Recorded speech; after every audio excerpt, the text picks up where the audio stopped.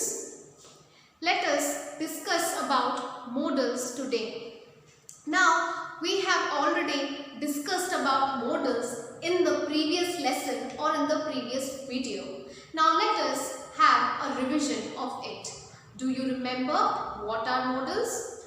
Modals are also known as auxiliaries or auxiliary verbs. Now, I told you what are auxiliary. Auxiliaries or auxiliary are actually type of helping verbs. Now, what are the modals used for? Remember, they are used to signify or represent certain conceptions of the mind or certain moods like permission, obligation, necessity, capacity, etc. So, modals are basically used with the main verb to signify certain conceptions of the mind or certain moods like possibility, permission, obligation, ability, capacity, etc. Now, in the previous video, we have examined 4 types of modals: may, might, can, could. Now, let us examine 2 more modals, that is must and ought to, and why they are used. Let us begin. First is must. Students, do you know why must is used? See, must is used to express necessity or obligation. Students, do you understand the meaning of obligation? Obligation means a sense of duty. So, must is used to express duty or obligation. For example, we must get up early. That means it is your duty to get up early. So, must is used to indicate obligation. We must not tell lies. We must respect our father and mother. So, must refers to obligation, that is your duty. Now, must is also used to express necessity. What is necessary for you to do? We must write in good handwriting. We must improve in our handwriting. Okay? So, must signifies necessity. It also signifies obligation. Now, let us move on to the second modal, that is ought to.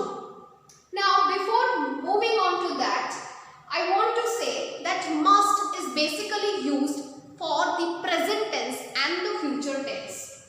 Okay? Like for example, we must improve and we must get up early in the morning refers to the present or to the future. Now, if you want to signify or represent the past necessity, you have to use had to. I had to get up early in the morning. I had to improve my handwriting. So, must is used for present and future tense.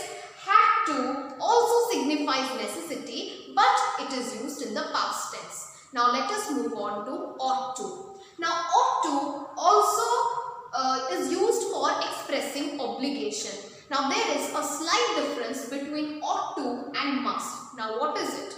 Must is used for expressing obligation, that is duty. Ought to is used to express particularly moral obligation. For example, we must respect our father and mother. So, it is a moral value or the moral thing, it is the moral duty for you to respect your father and mother. We ought to respect our father and mother. We ought not to tell lies. We ought to love our neighbors as we love ourselves, etc.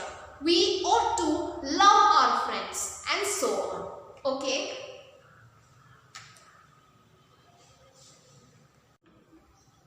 Now, students, let us take a revision of the modals which were taught in the previous video.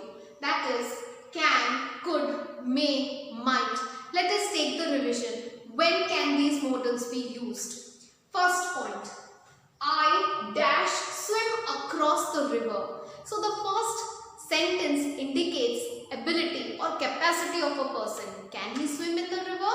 So, that is why can is used because it indicates the ability or the capacity of the person, if he can swim in the river or not. Okay, so can signifies ability or capacity. So I can swim across the river. That means I am capable, I have the capacity to swim across the river. So for ability or for capacity, can is used.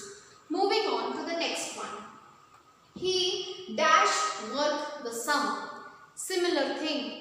Can he work the sum? Does he have the ability to work out the sum?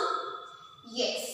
So can is used for this. He can work this sum. That means he has the ability or the capacity to work the sum. That means can is used to represent ability or capacity. Now let us see the third one. Dash you lift the box. Here also the same thing is given. That is, it represents your ability. So that is why can is used. Can you lift the box? That means do you have the power or capacity to lift the box? So can is used for ability or capacity. Let us move on to the next one. Fourth. You dash go. So remember which modal was used to give permission? Yes, that is may. You may go. That means it is used for giving permission. Okay. Next, fifth one. Dash you live long. Do you remember which modal it was for giving a wish, for expressing a wish? That is may. So may you live long. Okay. So may is a modal which is used to express wish. Okay. Now let us move on to the next one.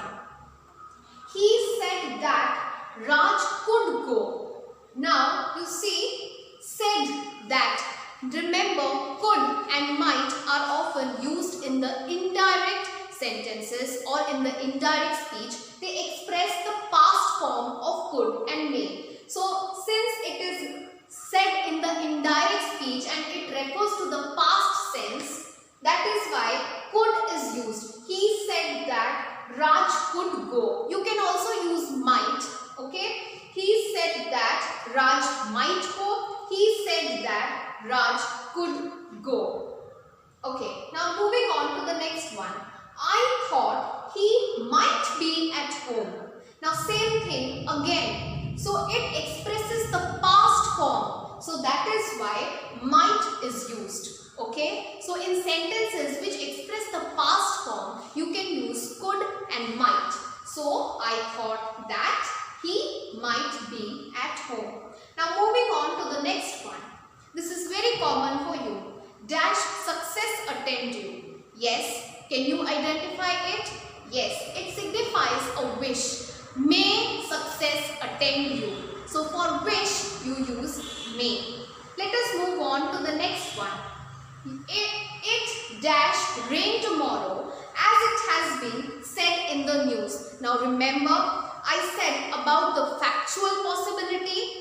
So here there is a possibility of rain and this idea is suggested by the factual evidence that it has been said in the news. So you think that it will rain tomorrow. So that is why may is used. Now if it simply would have been written, it dash rain tomorrow without any factual evidence or factual idea supporting it, your idea, you can use can. It can rain tomorrow. But since a factual evidence or idea is used to support that possibility, you have to use may. It may rain tomorrow as it has been said in the news, since there is a fact supporting that possibility. Now moving on to the last one. Dash I borrow your umbrella. Now remember the formal and informal ways to use can and may. If you want to be informal, then you can use can I borrow your umbrella. But if you want to be very formal, then use may I borrow your umbrella.